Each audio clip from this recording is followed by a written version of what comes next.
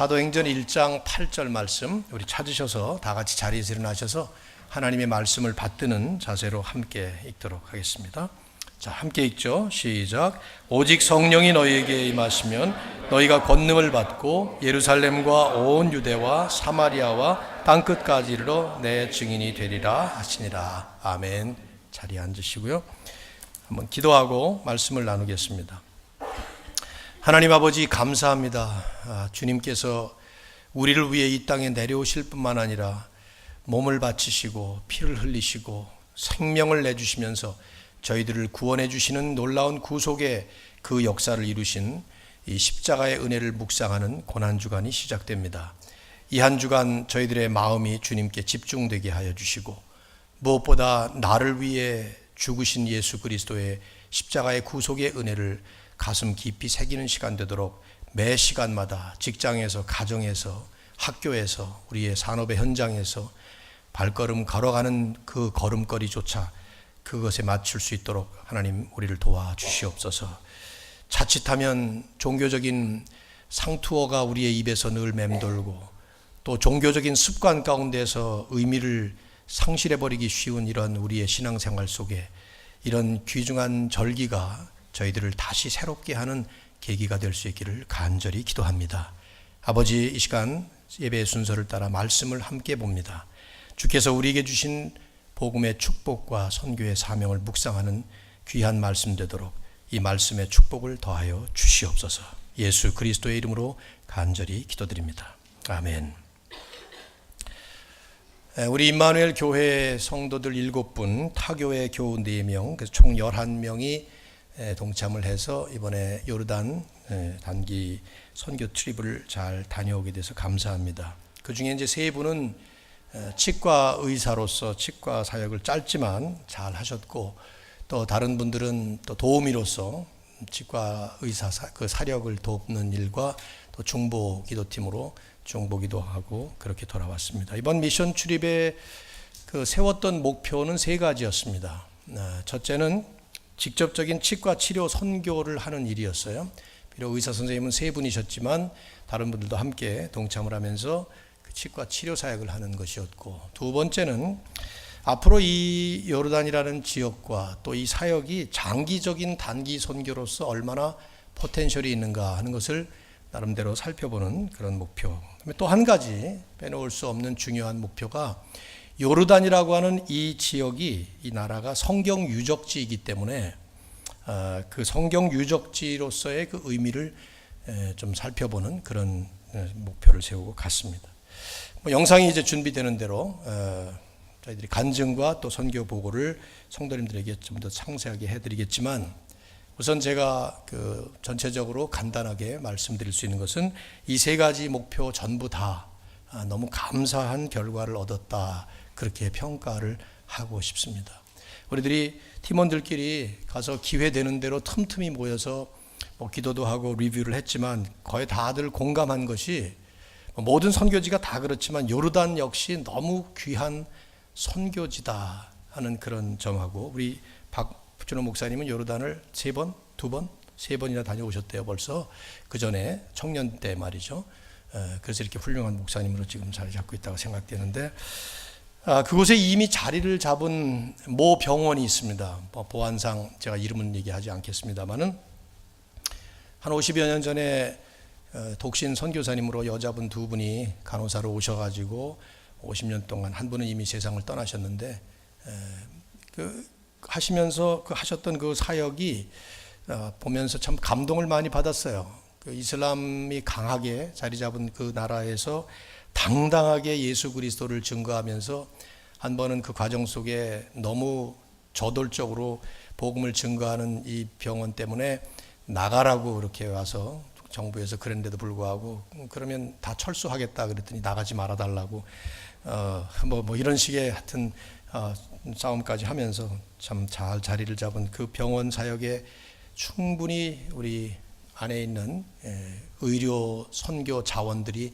동참을 하실 수 있겠고, 또 부족, 거기에 원주민이라고 볼 수 있는 베두인 부족 사역도 역시 마찬가지로 복음을 전할 수 있는 좋은 기회이고, 선교사님이 특별히 우리를 아주 먼 외지로 데려가셔서 훨씬 더 험하지만 그러나 간단하게 사역을 했지만은 이런 많은 것들이 선교의 포텐셜이 아주 큰 그런 사역지라는 생각을 했습니다. 특별히 중동 국가 가운데는 요르단이 그나마 열려 있는 것까지는 아니지만 국가적인 정책이나 외교 정책이나 이런 것도 그렇고 다 덜 험하고 덜 위험한 그런 지역이기 때문에 단기 선교를 갈 수 있겠다는 생각을 했고요. 이번에 특별히 이제 저희를 호스트해 주신 선교사님은 우리가 잘 알고 있는 여기 외국제 선교회 단체에 소속되어 있는 두 분의 선교사님인데 제가 뭐 보안상 이름은 얘기를 안 하겠고요. 사역도 참 잘하시고 그리고 저희들이 일주일 있는 동안에 우리와 동역을 하면서 잘 앞으로 큰 힘이 될 만한 그런 분이라는 생각을 확신을 가지고 돌아왔습니다. 제가 이제 빼놓을 수 없는 점 한 가지가 이 지역은 타 선교지와 다르게 우리 성경적인 유산이 아주 풍성한 성경 유적지입니다. 보통 이제 성지순례지라는 지역들이 참 많아요. 성지순례를 간다고 하는 지역들이. 근데 대부분 가보면 이스라엘도 그렇고 다 상업화가 많이 돼 있어서 이 순수한 성경 유적지로서의 중요한 의미를 놓치기가 아주 쉽습니다. 그 의미가 거의 퇴색돼 있어요. 상업지역으로 돼 있어요. 근데 이제 요르단은 거의 상업화된 데가 없고 심지어 요르단이 자랑한다는 그 동굴 그 이름 뭐죠? 페트라 거기조차도 아유 뭐 이렇게 정도밖에 안 됐구나 하는 생각이 들 만큼 그래서 오히려 성경적인 유적지로서의 의미를 훨씬 더 깊이 있게 묵상해 볼 수 있고 경험해 볼 수 있는 곳이라고 생각을 했어요.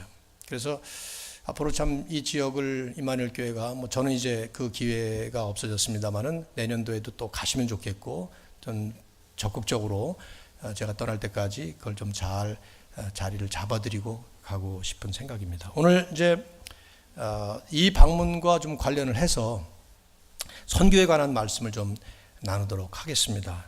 제가 이제 개인적으로 느낀 점들이지만 우리 교우들 전체 또 우리 교회에 유익이 될 거라는 그런 차원에서 두 가지 메시지를 좀 나누려고 해요. 제목에 제가 그대로 다 썼는데 첫째는 우리가 받은 복음의 축복입니다.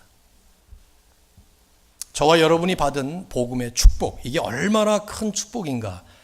이런 선교지를 다녀오게 되면 혹은 성경 유적지를 다녀오게 되면 아주 절실히 느끼게 되는 거예요. 말씀드렸지만 제 개인적으로 느낀 것이지만 아마 다녀오신 분들도 그렇고 이제 여러분들도 공감하실 수 있는 그런 부분들입니다. 요르단이라는 나라가 성경에 나오는 요단강과 사해, 요단강 사해의 동쪽 지역입니다. 그러니까 지도를 보면 오른쪽으로 나오죠. 그러니까 남쪽에서부터 북쪽으로 쭉 올라가면서 에돔 족속, 모압 족속, 암몬 족속 이런 사람들이 살았던 곳이죠. 여러분 성경 보면 많이 나오잖아요. 지금의 수도 요르단의 수도가 암만인데 그 암만이라는 이름도 암몬 족속의 이름에서 따온 이름입니다. 그러니까 뭐 당연히 구약과 신약에 많은 역사가 담겨져 있는 그런 곳이죠. 아브라함 때까지 올라가 볼 수 있어요. 사실은요. 갈대아우르에서 출발을 해서 분명히 아브라함도 그 지역을 거쳐서 가나안 땅에 들어가서 살았을 것이기 때문에. 그런데 특히 출애굽 시대 성경을 보면 집중적으로 나와 있는 곳이죠. 모세가 이스라엘 백성들을 거느리고 애굽을 지금의 현재 이집트를 출발해서 가나안 땅으로 들어갈 때 바로 이곳 에돔, 모압, 암몬 족속들을 거쳐서 요단강 건너편에 있는 여리고 성을 첫 번째로 침공을 하면서 이렇게 들어간 그런 땅이죠. 저희가 이제 모세가 가나안을 들어가지 못하고 가나안을 바라만 보면서 죽었던 그 느보산이라는 곳에 가서 예배를 같이 드렸는데 그때 이제 그런 생각을 참 많이 했어요. 저 개인적으로 모세의 심정을 생각하면서 이제 얼른 생각하면 야 여기까지 와서 가나안 땅을 못 들어가다니 하는 그런 아쉬움이 분명히 없잖아 있었을 거라는 생각을 하면서도 제가 든 생각은 오히려 출애굽이 자신의 사명이었다는 점을 분명히 알았다면 모세가 분명히 알았을 텐데 그 광야를 거쳐오면서 거기까지 올 때 모세는 1세대가 전부 40년 동안에 죽었습니다. 그러니까 모세가 그 1세대 출애굽 1세대의 마지막 죽은 사람이에요. 그렇게 볼 때는 만일에 저라면 제가 가졌던 생각은 그랬을 것 같아. 여기까지 내 사명이 이제 끝났구나. 그리고 여호수아와 그 다음 세대를 향해서 요단강을 건너 가나안 땅에 들어가서 어떻게 사는 것이 하나님의 뜻에 합당할 것이다. 그 하나님 나라를 이루기 위해서 계속 하나님 역사를 이어가라. 이런 말씀을 당부했을 것 같아요. 그것이 신명기 마지막에 보면 3번에 걸쳐서 고별 설교를 하는 내용에 잘 묻어 있죠. 그러니까 그것이 모세의 심정이었을 텐데 저는 이런 생각이 들었어요. 임마누엘 교회 같은 지역 교회만 하더라도 다음 세대, 그 다음 세대 하나님 나라가 완성될 때까지 계속 되어야 될 이 복음의 행진, 이걸 향해서 한 세대는 다음 세대를 향해 또 그 세대는 그 다음 세대를 향해 계속 그렇게 가는 것이죠. 그게 아쉬운 것이 아니라 오히려 나의 달려갈 길을 잘 마쳤다. 그리고 끝났을 거라는 생각이 많이 들었어요. 제가 시간을 아끼느라고 거기 가서 그렇게 예배를 많이 드리고 그러진 않았지만 참 설교하고 싶은 생각이, 말씀을 좀 나누고 싶은 생각이 물끈 나서 저하고 같이 차를 타고 다니던 분들에게는 이런 얘기를 많이 했죠. 좀 지겨웠을 것 같기도 해요. 제가 하도 말을 많이 해가지고. 요즘 주일날 설교하고 있는 엘리야의 그 사역지이기도 합니다. 거기가 그리시네가 가보진 못했지만 그런 곳이 있고 뭐 야복강 이런 곳이 다 있고 그런데 특별히 이제 예수님께서 걸어다니셨던 땅이라는 생각을 해보면 그것을 이제 성지라고 부를 만한 것이죠. 요단강을 건너실 때마다, 갈릴리를 건너실 때마다 갔던 곳이 바로 이 지금의 현재 요르단이에요. 그러니까 이 지역을 이렇게 보면서 이 지역에 예수님이 다니셨고 모세가 가나안 땅을 향해서 들어가기 위해서 여기 와서 지나갔던 그런 곳, 출애굽기, 민수기 이런 곳에부터 시작해서 많은 역사. 근데 마음이 아픈 것은 그런 풍성한 하나님의 축복이 이제 더 이상 볼 수 없는, 그래서 보는 이에 저나 여러분이 누가 가도 마찬가지일 것 같은데 마음을 아프게 하는, 지금 남아있는 것은 그냥 흔적들 뿐이에요. 물론 다른 아랍국들에 비해서 이 요르단이 종교의 자유가 있다고는 하지만 여전히 인구의 90% 이상이 뭐 절대 다수가 다 이슬람들이고요. 여행자들이나 외국에서 온 사람들 빼놓으면은 사실은 거의 뭐 99%가 다 될 것 같아요. 비행기를 타고 가면서 사우디아라비아의 리디아 공항을 거쳐서 그리고 들어가 한번 갈아타고 가게 되는데 그 가는 동안에 사우디 에어라인 안에 아예 기도실이 있어요. 그 뒤에 기도실, 우리 송성민 집사님 바로 그 기도실 옆에 앉으셔서 괴로웠을 것 같은데 매 시간마다 끊임없이 사람들이 들어가서 메카를 향해서 기도하는 거예요. 저도 화장실 갈 때마다 그걸 보면서 참 기도 열심히 하는구나 하는 생각 때문에 우리도 열심히 해야지 하는 생각도 한편 들었지만 누구에게 저렇게 기도를 하고 있는 것인가? 살아계신 하나님께 저렇게 열심히 성실하게 기도를 한다면 얼마나 좋을까? 그런데 진정한 참된 신이 아닌 헛된 신인 알라에게 저렇게 기도를 하고 있는 그런 모습을 보면서 저는 복음의 절감성을 한편 느끼고, 그러면서 그보다도 먼저 내가 받은 복음이 얼마나 큰 복음인가, 내가 지금 하나님께 받은 은혜가 얼마나 큰 것인가 하는 것을 매 시간마다 깊이 있게 느끼게 됐습니다. 예수님께서 한때 밟으셨던 그 땅인데, 주님이 다니실 때마다 이적을 행하시고 말씀을 전하시면서 하나님 나라의 복음을 전하셨던 그곳인데, 이제는 국토, 국민 할 것 없이 전부가 다 헛된 신인 알라신을 믿고 있는 땅이 되고 백성들이 됐다는 생각을 해볼 때 마음이 아팠지만, 이 땅을 밟고 있는 나와 우리 팀들은 복음을 받았기 때문에 지금 이렇게 밟고 있다는 생각을 할 때 이게 얼마나 큰 하나님의 축복인데 그걸 잊어버리기도 많이 잊어버렸고 느끼지도 못하고 있다는 생각을 많이 해봤어요. 성지순례를 제가 2번을 다녀왔습니다. 오래전에 한국에서 한 번, 그리고 우리 교회 부임하자마자 또 한 번 갔는데, 그때도 이제 성지순례라는 이름으로 이스라엘, 터키 등등을 다녀봤지만 거기가 이제 정말 성지라고 말할 수 있는 유적지들이죠. 그런데 지금 가보면요, 여러분 가보시면은 아무것도 없어요. 사실은 이스라엘은 다 상업화가 돼 있어서 진짜인지 가짜인지도 알 수가 없어요. 여기서 뭐 예수님이 산상수훈을 설교하셨습니다, 모르죠. 모르는 거예요. 근데 상업화가 돼 있어가지고 이게 어디까지 사실이고 어디까지 거짓말이고 그것도 알 수도 없고, 소아시아 같은데 지금의 터키의 7교회 같은 데를 방문해 보면 흔적만 있습니다. 여기가 에베소 교회였습니다, 여기가 버가모 교회였습니다, 이렇게 말 안 해주면 모르는 것입니다. 거린들만 가득 있고 지나가는 관광객들에게 구걸을 하고 그런 사람. 이제는 성지가 아니라 황막한 황무지가 되어버렸어요. 하나님의 역사를 꽃피웠던 그 승리의 현장이라는 느낌은 전혀 들지 아니하고 오히려 자칫 잘못하면 아니 복음이 그러면 다 무너진 것인가 하나님의 역사가 다 망가진 것인가 이런 생각이 들 수 있단 말이죠. 근데 이제 생각을 해봐야 될 것은 하나님의 역사가 무너졌거나 망가진 것이 아니라 오히려 하나님의 역사가 진정으로 펼쳐진 그 증거가 우리들이라 이 말이에요.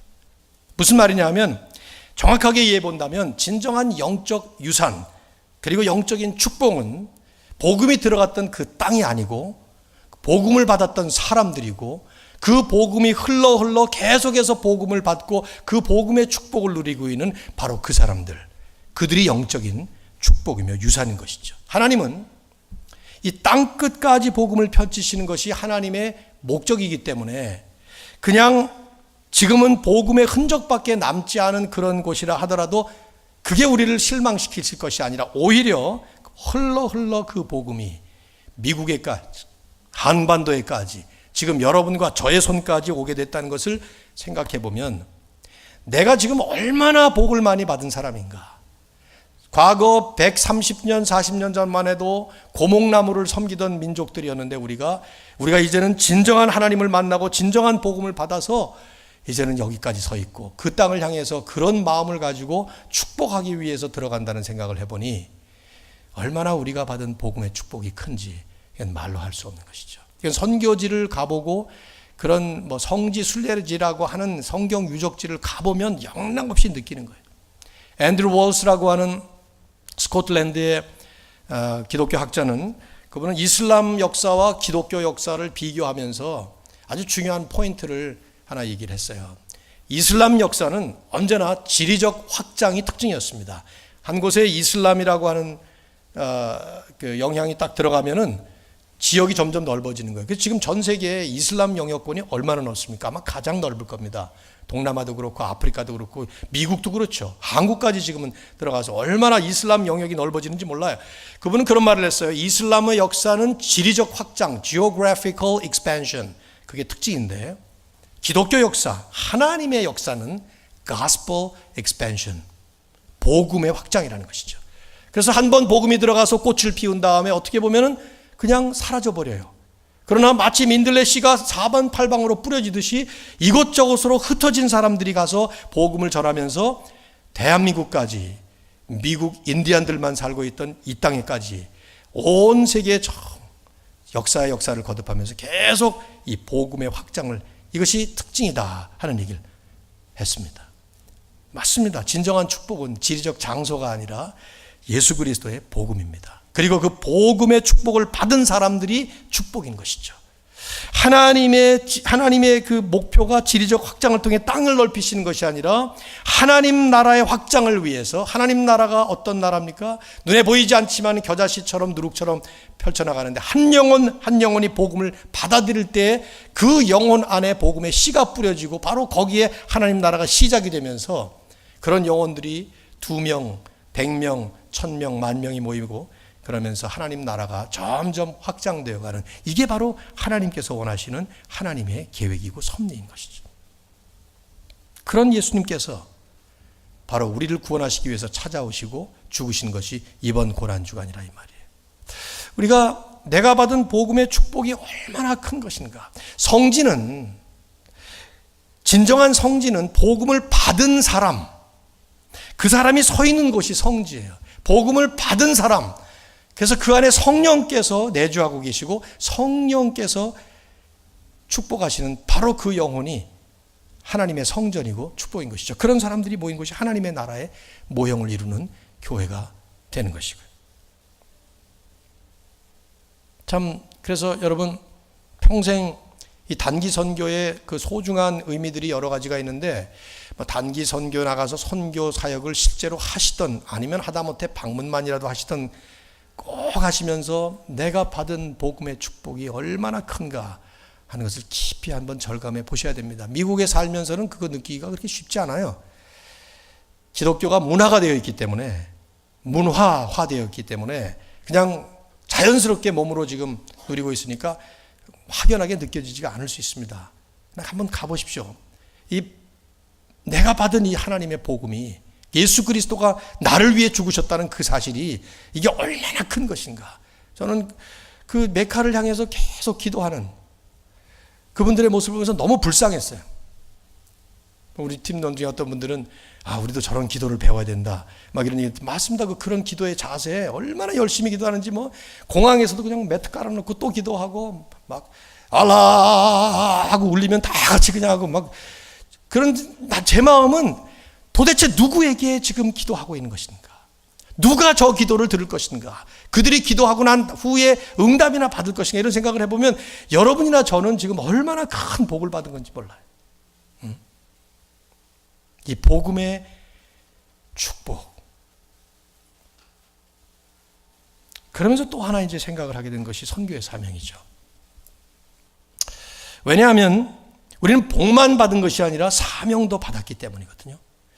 그리스도를 통해서 우리가 구원받은 후에 왜 우리는 여기에 남아있나?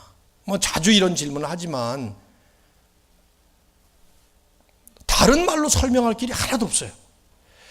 하나님이 우리를 구원하셨으면 눈물도 흘릴 필요가 없고 아픔도 없고 고통도 없고 괴로움도 없고 싸움도 없고 다툼도 없고 죄가 없는 곳인 완벽한 하나님의 나라인 그곳으로 우리를 곧장 인도하셔도 되는 거거든요. 그리고 그것이 결국은 하나님이 그렇게 하실 것이거든, 궁극적으로. 그러면 그때까지 왜 지금 구원받았다고 하는 우리들이 이 자리에 있냐 이 말이에요. 절대로 여기가 더 좋아서가 아닌데 말이죠. 딱 하나의 이유는 사명 때문이에요. 근데 그 사명이 뭡니까? 그 사명은 내가 받은 복음의 축복을 내 안에서만 간직하고 끝나는 것이 아니라 이것이 밖으로 흘러나가 세상의 빛으로 소금으로, 그래서 그 복음이 없는 그곳에, 복음을 받지 못한 그 영혼에 하나님이 택하셨지만 아직 나를 통해서 구원하셔야 될 바로 그 사람에게 우리가 복음을 전할 수 있도록 우리로 하여금 이 자리에 세운 것이죠. 그게 바로 예수님이 마지막으로 떠나시기 전에 남기셨던 유언 같은 말씀이었습니다. 오직 성령이 너에게 임하시면 너희가 권능을 받고 예루살렘과 온 유대와 사마리아와 땅끝까지 이르러 내 증인이 되리라 하신 바로 이 말씀. 여기에 중요한 핵심이 있어요. 너무 많이 우리가 하는 말씀이고 우리 교회도 일종의 요절 같은 말씀으로 여기서 바로 땅끝까지 끝날까지라는 그 표현이 나온 것인데, 우리는 복음의 축복만 받은 것이 아니라 복음의 사명도 받았다 하는 것을 반드시 기억하셔야 됩니다. 한때 우리나라도 고목나무를 섬기고 선악당 귀신을 섬기고 온갖 사이비 애니미즘을 섬기던 그런 민족이었는데 하나님이 오셔서 불과 100년 만에 동방의 예루살렘이라는 그런 별명까지 받을 만큼 엄청난 그런 복이죠. 중요한 것은 이런 복을 받은 우리들의 그 다음 단계가 무엇이냐를 생각을 해봐야 되는데, 거기에 바로 나오는 것이 지금 이 선교의 사명이라는 것이죠. 축복을 받은 하나님의 자녀, 이 놀라운 복음을 품게 된 하나님의 백성으로서 왜 우리가 이 땅에서 사느냐 하는 것이죠. 복음 때문에 이것은. 그래서 바울은 자기 자신의 개인적인 퍼스널 테스티모니를 말했지만 우리 모두를 향한 일종의 모델 컨페션으로 말하는 것이 있죠. 사도행전 20장 24절. 내게 주신 사명 곧 하나님의 은혜의 복음을 증거하는 일을 마치려 하매 나는 내 생명조차 귀한 것으로 여기지 않는다. 사도행전 20장 24절에서 그 말씀을 사도 바울이 하고 디모데 4장 7절에서 사도 바울이 자기 인생을 다 마감하면서 하는 마지막 말조차 내가 선한 싸움을 싸우고 달려갈 길을 마치고 믿음을 지켰으니 하고 말을 할 때 그 전부가 바로 이런 자원의 말씀을 우리에게 전해 주셨던 것이죠. 이번에 가서 우리는 한 선교사님 가정을 섬기고 또 그 선교사님도 저희를 섬겨주시고 그러면서 같이 짧은 기간 통역을 했는데, 우리가 흔히 하는 그 선교라는 말에 대한 이 재인식, 재조명이 필요해요. 선교라는 그 명사를 저희들이 잘 다시 한번 분석해 볼 필요가 있습니다. 선교가 뭐냐 하고 묻습니다. What is mission? 하고 묻습니다. 선교라는 말이 참 묘하게도 영어로 사명이라는 말과 동의어입니다. What is mission? 그러면 사명이 뭐냐? 그런 말도 되는 것이죠. 근데 요즘은 선교적 사명, 이상한 말이 나왔어요. missional mission. 번역하면 말이 안 되는 말이에요. missional mission. 미션이라는 말에 대한 혼돈이 일어나기 시작하면서 그걸 다시 재규명하는 형용사가 나와야만 하는 그런 상태가 되어버린 것이죠. 이 말씀을 볼 때 여러분, 자, 오직 성령이 너희에게 마시면 너희가 권능을 받고 예루살렘과 유대와 사마리아와 땅끝까지로 내 증인이 되리라 하신 이 말씀은 성령이 오셔서 우리에게 능력을 주신다 하는 뜻입니다. 그러나 이 말씀의 뜻은 성령을 받은 어떤 성도들은 능력을 받고 어떤 성도들은 못 받는다 하는 뜻으로 이해할 것이 아닙니다. 그 뜻이 아닙니다. 왜냐하면 이 말의 뜻은 모든 성도들은 전부 다 복음을 증거하는 증인의 삶을 살게 되어 있다 하는 말씀의 뜻이에요. 즉 33년간 제한된 기간 동안에 이스라엘이라는 제한된 장소에서 사역하셨던 주님께서 승천하시면서 이제는 내가 아니라 성령이 와서 그 성령께서 사역을 하시는 시대가 된다는 것이죠. 뭐 성령이 그전에 안 계셨던 건 아니지만 삼위일체 하나님께서 당신들의 그 독특한 삼위의 사역들을 해나가시면서 2위 하나님 성자 하나님께서 가시고 나면은 3위 성령 하나님이 오시게 될 텐데, 자 그때가 되면 그 말씀이에요. 지금 이 뜻은 무슨 뜻이냐? 믿는 사람들이란 예수 그리스도와 그리스도께서 하신 구속의 사역을 믿게 되는 사람들이 믿는 사람들인데, 이것 역시 성령께서 하시는 일이에요. 성령이 하시지 않으면 우리는 그런 믿음 못 갖습니다. 성령께서 역사하심으로 인해서 택함 받기로 구원받은 하나님의 백성들이 예수 그리스도를 믿게 될 때 성령은 우리 안에 들어오셔서 우리 안에 임하시게 되고 우리 안에 완전히 상주하시면서 떠나시지 않는 영원토록 우리와 함께 하시는 분이 됩니다. 그게 임마누엘이에요. 그런데 그 성령님을 모시고 사는 그리스도인들은 어떤 사람은 능력받고 어떤 사람은 못 받는 것이 아니라 모두가 다 능력을 받게 되는데, 무슨 능력이냐? 증인의 능력을 받는다는 것이죠. 그래서 오늘 본문에 자세히 보시면요, 증인이 되라가 아니라 되리라라는 말로 설명을 하고 있어요. 이게 문법적으로 중요한 표현이에요. 되라는 명령이에요. 네가 아닌데 그렇게 되라, 그 말이에요. 그렇죠? 그 말 뜻이에요. 명령은 그 뜻이에요. 근데 되리라 하는 말은 저절로 그렇게 된다 하는 예언입니다. 성령이 임하시면, 그 성령을 받게 되면 그리스도를 믿는 자가 되는데, 그리스도를 믿게 되어서 성령을 받게 되면 누구나가 다 권능을 받고 증인이 된다라는 것이죠. 물론 증인이 된 이후에도 증인의 삶을 제대로 못 사는 일이 있기 때문에 되라라고 명령형의 그 의미를 거기서 생각해 볼 수는 있어요. 제가 이제 시민권자가 됐습니다. 미국의 시민권자로 살아갑니다. 시민권자가 돼서 시민권을 받지만 시민권자답지 못하게 살 수도 있겠죠. 미국의 법을 어기고 뭐 미국의 반대를 하고 뭐 이러면 말이죠. 그렇게 되겠죠. 그럴 수는 있겠지만 저는 본질적으로 이제는 신분 정체상 저는 미국 사람이 된 거예요. 얼굴도 그렇게 안 생겼고 다 그렇지만 똑같습니다. 우리가 천국 백성이 되면서 성령이 우리 안에 들어오셔서 예수 그리스도를 믿게 되어서 성령이 우리 안에 내주하시게 되면은 우리는 싫든 좋든 우리는 이젠 증인의 삶으로 부름받게 됐다 이 말이죠. 그것이 이제 이 말씀에서 하시는 성령이 너에게 임하시면 너희가 권능을 받고 증인의 삶을 산다 하는 말씀의 뜻인 겁니다. 여러분, 이걸 역력하게 보여준 사람들이 누구냐면 제자들이에요. 예수님의 제자들을 보면 복음서에 나오는 모습과 사도행전에 나오는 모습이 판이하게 다릅니다. 복음서에는 아주 공통적으로 우리가 참 안타깝고 답답한 모습으로 나옵니다. 생각해 보십시오. 예수님하고 같이 3년 동안을 먹고 자고 모든 일을 다 하고 말씀을 뭐 개별적으로 공동체 안에서 이 일종의 요즘에 제자 훈련이라고 말할 수 있는데, 이 제자들이 보이는 모습은 너무 가관이에요. 사실은 만날 때마다 다퉜습니다. 네가 크냐 내가 크냐, 그걸 가지고 다투고 그러다가 마지막에 예수님께서 바로 이런 고난주간에 목요일날, 금요일날 십자가에 달리실 때 목요일날 최후의 만찬을 할 때에 여전히 제자들의 마음속에 누가 크냐 하는 것으로 다투고 있는 것을 간파하셨죠. 누가복음 22장을 한번 보세요. 누가복음 20장에 보면 최후의 만찬석상에서 제자들이 서로 우리 중에 누가 크냐, Who is the greatest among us, 그걸 간파하신 다음에 아무 소리 안 하시고 요한복음 13장에 나오시는 모습으로 수건을 두르시고 발을 씻기 시작하죠. 너무 황당한 일이라서 제자들이 다 놀랍니다. 베드로는 막 거절합니다. 야단까지 먹어가면서 말이죠. 근데 예수님이 이걸 해야 된다 그러면서 하셔요. 그 이유가, 그렇게 된 동기가 제자들의 모습 때문이었죠. 근데 그러던 제자들이 잡히시고 부활하시고 그럴 때까지만 해도 전부 다 좀 그렇게 그냥 그런 모습을 보이던 제자들이 사도행전을 보면 그 사도행전에서 보이는 모습은 완전히 다른 모습이에요. 완전히 변화된 모습이에요. 어디서 도대체 이렇게 달라지는 계기가 됐을까 할 때 우리는 영락없이 오순절에 성령이 강림함으로써 그렇게 된 것이죠. 그러다 보니 신학적으로 자꾸 오순절파 같은 순복음 쪽 이런 쪽에서는 성령을 또 받아야 된다는 말을 자꾸 하게 되는데 그건 성경적으로 어긋난 일이에요. 예수님이 단 한 번만 죽으시는 것이고 한 번만 부활하신 것이고 한 번만 승천하신 것처럼 승천하시면서 바톤 체인지를 하신 성령님도 단 한 번만 오신 거예요. 또다시 오순절이 임하지 않습니다.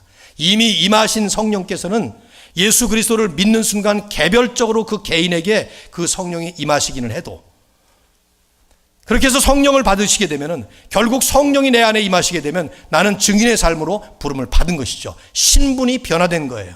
유학생에서 미국 사람으로 변화된 그런 식으로 신분이 변화된 거예요. 우리가 할 일은 내가 누구냐? 나의 정체가 과연 무엇이냐? 내가 이 땅에서 지금 남은 인생을 살아가면서 복음의 축복을 받은 사람으로서 여기서 사는 그 삶의 의미가 어디에 있느냐 하는 것을 깨닫는 것이죠. 아버지 노릇을 못하던 사람들은 어느 날 내 손에 3명의 아들과 딸들의 얘네들의 장래가 달려있구나 깨닫는 순간 아버지 노릇을 다시 잘하기 시작하게 돼요. 남편이 무엇인지를 몰랐던 사람이 갑자기 이 여인의 남편이 내가 되었구나 하면은 부부 생활에서 다시 새로운 삶이 시작되는 것이죠. 모든 게 정체성의 문제예요. 내가 누구냐라는 그 질문에 대해서 분명한 답을 못 찾기 때문에 사실은 혼란스러운 것이죠. 여러분과 제가 분명히 예수 그리스도를 믿고 그 그리스도 때문에 내가 구원받은 사람이 되었다는 것을 분명하게 알고 있다면 그러면 나는 구원받은 축복만이 아니라 복음의 사명까지도 가지고 있다는 사실을 깨달아야만 해요. 어떻게라는 질문은 그 다음이죠. 정체성이 확인이 되면 방법은 저절로 따라오는 것이죠. 정체성의 문제가 심각한 거예요. 교회가 왜 존속해야 되느냐 할 때 이 교회에 존속되는 목표는 하나님께서는 이 지역에서 바로 하나님이 원하시는 하나님의 그 사역, 하나님께서 원하시는 복음의 사역을 위해서 우리를 세워놓으신 것이죠. 여기 이제 우리는 핵심적으로 성령이 너에게 임하시면 너희가 권능을 받고 하는 말씀을 잘 묵상해야 해요. 이게 무슨 말입니까? 성령 없이는 우리는 못한다는 얘기예요. 성령 없이는 구원도 못 받습니다. 성령의 우리를 거듭나게 하시는 역사가 없이는 우리 힘으로는 믿을 수가 없습니다. 믿음이 안 생깁니다. 하물며 선교를 한다고 할 때 성령의 역사 없이는 못하는 것입니다. 불가능한 것입니다. 돈 없어도 괜찮아요. 내가 능력이 없어도 괜찮습니다. 말 못해도 괜찮습니다. 우리는 아랍말을 하나도 모릅니다. 가서 하나도 몰라요. 그러나 하나님이 원하시면 그리고 하나님께서 하시면은 그 아랍말 몰라도 할 수가 있고 돈 없이 아무것도 하는 것 없어도 하나님. 이번에 우리 그 선교사님 사모님께서 아주 좋은 말씀을 그 마지막에 했어요. 여러 가지 상황 때문에 아무튼 가서 몇 사람을 좀 치료하고 와야 되겠다 싶었는데 불과 몇 사람밖에 못하고 그 중에 한 아이를 아주 우리 권사님께서 깔끔하게 치료를 하고 돌아오는데 아무래도 그런 사역을 하려다 보면은 나름대로 좀 성취감이 있어야 되는데 이거 제대로 다 못하고 기계도 고장이 나고 안 되고 그러니까 그렇게 하고 돌아오는데 그분 하신 말씀이 역시 선교사님이다 하는 생각이 들었는데 그 한 아이가 이가 완전히 썩어 문드러졌던 그 이가 작년보다도 더 좋아졌고 올해는 깔끔하게 완벽하게 해놓으니까 진짜 어디 보통 왜 치과 선전할 때 그 이 쫙 보이면서 이렇게 하는 그런 것처럼 그렇게 깨끗한 그러니까 하시는 말씀이 그 베두인족의 사람들이 그 아이의 그 이빨 하나를 보고 하나님을 경험할 것이고 어떤 영향을 미칠 것이 우리는 아무도 모릅니다. 그 아멘이죠. 그런 그 시각을 가지고 본다는 그 자체가 말이죠. 우리가 해놓는 것이 사실 뭐겠습니까? 우리의 능력이라는 것이 뭐냔 말이죠. 그러나 성령께서 역사하시면 오늘 사우디아라비아가 15번째 핍박받는 나라의 그 리스트에 이제 우리의 기도 제목으로 올라가게 되는데 그 나라 우리가 가서 복음 못 전합니다. 여행도 금지가 돼서 누가 들어가지도 못한대. 선교사님도 못 들어간대요. 거기 아무도 못 들어간다 그래요. 그런 나라라 하더라도 우리 하나님의 역사가 대한민국에 귀신 섬기던 그 나라에 140년 전에 찾아오셨던 것처럼 그렇게 찾아가시기만 하면 대원군이 막을 수가 있겠어요? 누가 막을 수가 있겠습니까? 하나님께서 역사하시는 것이죠. 이게 바로 성령이 너에게 임하시면 너희가 권능을 받고 하는 말씀의 핵심이에요. 더구나 복음의 역사는 언제나 치열하게 벌어지는 영적 전투 현장에서 이루어지는 일이에요. 사탄을 우리가 우리 힘으로 당할 수가 있나요? 못하죠. 내 힘, 내 머리, 내 재주, 내 돈 안 됩니다. 철저하게 성령께 맡기고 성령을 따라가야 되는 거예요. 그래서 단순히 그냥 선교사님 한 분이 가가지고 선교하는 것이 아니라 그 한 분이 선교하실 때에 우리도 선교하는 똑같은 마음을 가지고 기도하고, 심지어는 내 옆에 찾아온 땅끝에서 온 바로 그 사람이 땅끝이에요. 땅끝이라는 것이 지금 우리가 서 있는 이 자리에 정지구편 반대가 땅끝이 아니라 복음이 들어가지 않은 그 모든 곳들이 땅끝인데 얼마나 많아요. 지금 우리 올 때 선교사님이 간곡하게 그런 말씀을 하시더라고요. 필라델피아에 얼마나 아랍권 사람들이 많냐고 말이죠. 그 아랍인들 거기까지 가서 선교할 게 아니라 여기에 온 사람들에게 선교할 수 있는 기회가 얼마나 많고 또 해야 되는 일이 얼마나 무거운 일인데, 청년들 잘 한번 묵상해 보시고 1년에 한 명 정도 이슬람권 학생을 친구로 사귀면서 그 학생에게 복음을 지혜롭게, 은혜롭게, 능력 있게 잘 전할 수 있도록 차근차근히 준비하시면서, 요즘에 청년부에서는 우리 목사님 중심으로 전도 훈련도 하고 있는데, 지금 우리 옆에 땅끝에서 온 사람들이 얼마나 많은지 몰라요. 전 세계에서 다 모여 있죠. 어디가 선교의 전방이고 어디가 후방인가, 이거 옛날에 쓰던 용어에 더 이상은 지금 안 씁니다. 선교는 전방 후방이 없단 말이죠. 우리가 서 있는 모든 것이 전부 마치 전방에 투입된 그리스도의 군사처럼 싸워야 되는, 종종 듣지 않았습니까 여러분? 출애굽기 17장에 나오는 아말렉 전투 현장, 이스라엘 백성들이 출애굽을 하고 가나안 땅으로 들어갈 때 그 지역에서 가장 악랄한 민족 중에 하나가 아말렉 족속이었는데, 제일 뒤에 처지는 부녀자들과 병자들, 어린 사람들, 거기만 가서 그냥 죽이고 잡아가고 그런 거 보면서 한번 전쟁이 벌어지죠. 전투가 벌어져요. 그때 여호수아가 무기나 제대로 있었겠습니까? 사람들 몰고 나가서 싸웁니다. 근데 싸운 게 여호수아만 싸운 게 아니에요. 모세가 산으로 올라갑니다. 하나님을 향해서 기도합니다. 전적으로 하나님께 맡긴다는 자세를 가지고 손을 올리고 기도를 할 때 하나님은 그들을 승리로 이끌어 주십니다. 근데 팔이 아파서 점점 내려오니까 여호수아가 또 밀리기 시작합니다. 결국 손을 올리면 승리하고 내리면 실패하는 걸 보면서 아론과 훌이 양쪽으로 가서 높은 돌을 세워놓고 거기에서 받들어 줍니다. 이렇게 바라봐, 하루 종일 내려오지 않도록. 모세의 팔이 하루 종일 내려오지 않자 마지막을 승리로 이끌죠. 백성들은 뭐 했겠어요? 성경에 나오지 않아요. 그러나 얼마든지 추측할 수 있어요. 여러분이 만일에 그 장면을 보신다면 전투 현장에 들어가든지 산에 올라가서 같이 손을 올리든지 그것도 저것도 아니고 다 같이 본다면 어떻게, 마음 졸이는 마음으로 모세를 통해서, 여호수아를 통해서 하나님께서 저 아말렉 족속을 승리로 이끌어 주시도록 하나님께 앞에 얼마나 간절하게 구하겠냐면, 전체가 다 그 순간에 하나가 되어서 그 싸움을 싸운 것이죠. 거기 전방이 어디입니까? 따로 없죠. 모두가 다 하나가 되어서 우리 하나님이 이루시는 역사를 바라보면서 자기 할 수 있는, 자기가 맡은 역할을 전부 다, 그것이 바로 선교의 핵심이라고 볼 수 있어요. 그런 면에서 선교는 모든 성도가 다 공통적으로 받은 일반적 사명임을 인식해야만 합니다. 여기 본문에도 너희가 내 증인이 되리라 하는 말씀이 중요해요. 예수님께서 선교하시겠다고 작정을 하셨다면은 굳이 여기 있는 이 사람들을 통해서 무슨 뭐 안 하셔도 얼마든지 할 수 있죠. 그러나 너희가, you will be my witnesses. 너희가 내 증인이 되라. 이 말씀을 너희라는 말에다가 만일에 액센트를 붙여서 강조한다면 다른 사람들이 아닌 바로 너희가, 그런 말로 얼마든지 받을 수 있죠. 그래서 실제로 그 제자들이 증인이 되어서 복음을 전했고, 그 다음에 또 다른 너희가라고 부를 수 있는 그 사람들에게 전하고, 그렇게 흘러서 2000년이 오면서 우리가 있는 여기까지. 그러니까 이 말씀을 받을 때 이 말씀은 우리를 향해서 너희가 하는 말씀으로 받아야 된다는 말씀이죠. 왜 이런 말을 합니까? 요즘에 선교는 대표적으로 대리 사역이 되고 있어요. 선교사 한 사람 내보내놓고 우리는 그 사람이 선교하는 걸로 생각을 한다 이 말이죠. 우리는 뭐 물질도 보내고 기도도 하긴 하지만은 그분의 그 치열한 영적 전투 현장의 싸움처럼 그렇게 마음을 안 갖는 것이 오늘날의 우리들의 모습 아니냐면, 대리 사역이라는 게 엄청 수많은 구경하는 사람들이 몇 사람의 소수에 헌신된 선수들의 모습을 구경하는 이 모습이 현대교회의 대형화가 되어가면서 점점 심각하게 벌어지는, 아니에요.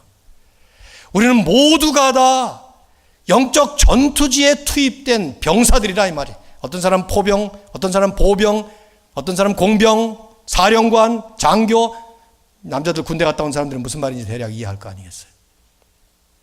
전부가 다. 스포츠를 한다면 전부가 다 선수가 되는 거예요. 전부가. 구경을 하는 것이 아니라. 교회는 운전기사 한 사람만 운전을 잘하면 되고 나머지 승객들은 잠을 자는 대형 버스가 아니잖아요.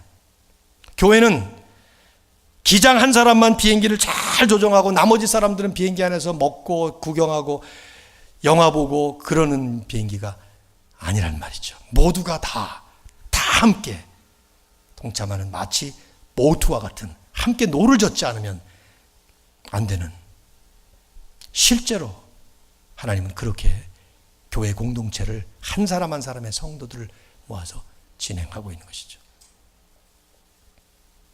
2009년인가요? 한 10년 전에 1월 15일 허드슨 강이 꽁꽁 얼어붙었던 그 엄동설안에 155명의 승객을 태운 US 에어웨이즈, 지금은 뭐 아메리칸 에어라인으로 바뀌었지만 1549호 비행기가 라구아르디아 공항을 떴습니다. 이륙을 했어요. 근데 곧바로 날아가는 철새들에게 부딪혀가지고 양쪽 엔진이 전부 다 파손이 돼버리고 말았어요. 불시착하면서 내려야 되는데 관제탑에서는 계속 어디로 가라, 라구아르디아 공항으로 다시 가라, 뭐 JFK로 가라, 막 이런 하지만은 이 기장은 이 155명을 살려야 되는 이 기장 설렌버거라고 하는 이분은 순간적인 판단으로 못 간다. 거기 가다가는 다 추락돼 죽는다. 그래서 허드슨 강에 그냥 이머전시 랜딩을 하기로 작정을 합니다. 그리고 여러분 뭐 그때 뉴스 다 들으셨지만은 155명이 한 명도 인명피해 없이 전부 다 살아나는 기적적인 일을 이뤄냅니다. 그러자마자 온 매스컴들이 전부, 영화도 나왔죠, 이것이. 썰리라는 영화 보셨는지 모르겠습니다. 볼만해요. 한번 보십시오. 제가 볼만하다고 그렇게 추천해 드리는 거는 보시면 좋아요. 가서 성경 보시고 나서 시간 남을 때 이렇게 그런 거 한번 보시면 좋습니다. 클린트 이스트우드는 또 영화를 또 잘 만드는 사람이에요. 그 영화를 그렇게 만들었는데 아무튼 그 사람이 영웅이 됐어요. 그냥 매스컴마다 썰리는 영웅이라고. 근데 그 조사하는 과정 속에서 마지막 부분에 결국은 기장이 잘못 판단한 거 아니냐. 그래서 FAA에서 쭉 조사하고 나서 다 시뮬레이션까지 하고 전부 다 한 다음에 마지막에 이 기장이 없었더라면 이것은 이룰 수 없었다 하고 결론을 내리니까 기장인 사람이 뭐라고 합니까? 탐 행스가 그 영화에서 하는 말이 아니라고, 틀렸다고. 나만 아니라 부기장 그리고 승무원들 전부가 다 이뤄낸 일입니다. 그렇게 말을 하죠.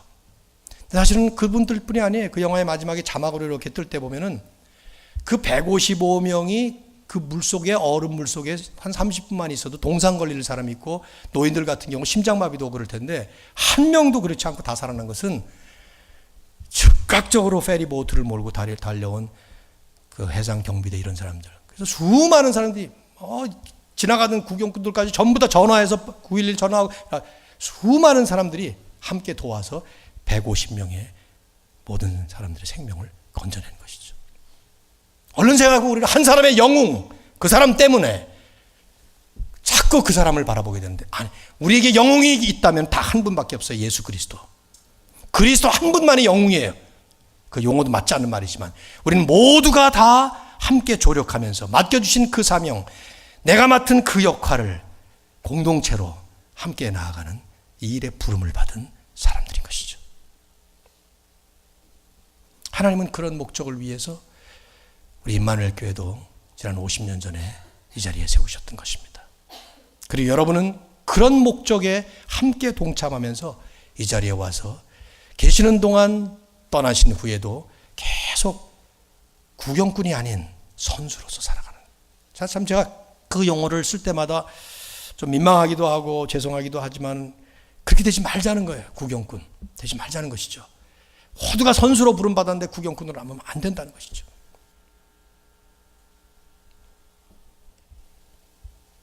말씀을 맺겠습니다. 주님은 그래서 오셨습니다. 여러분, 주님께서 2주간에 이렇게 우리가 지금 고난주간을 보내면서 묵상해야 되는 것은 주님이 나를 위해서 죽으셨다. 100번 맞는 말씀이고 그 말씀 때문에 우리는 하나님의 축복을 가슴 깊이 또 한 번 새기지 않으면 안 되는 것이지만 동시에 주님은 나 말고도 구원받아야 될 또 다른 택한 받은 백성을 위해서 죽으신 것입니다. 나는 바로 그 주님께서 그 복음을 증거하도록 세워주신 증인이라는 사실입니다. 내가 없이는 저 사람이 복음을 받지 못하겠기에 하나님이 나라는 사람을 여기에 세우신 것입니다. 여러분, 여기에 대한 인식이 분명해지셔야만 합니다. 여러분에게 다가오고 있는 하나님 알지 못하는 그 수많은 사람들이 여러분이 가셔야 될 땅끝이에요. 요르단만이 아니라, 사우디만이 아니라 필라델피아 이 지역에 내가 발걸음을 옮기는 곳마다 사실은 복음이 없으면 땅끝들입니다. 이 귀한 역사를 위해 우리 임마누엘 교회가 계속해서 정진하셔서 주님 앞에 설 때 개인적으로도 부끄러움이 없고 공동체적으로 우리 하나님 앞에 영광을 올려드릴 수 있는 이런 우리 모두가 되기를 예수 그리스도의 이름으로 축원합니다.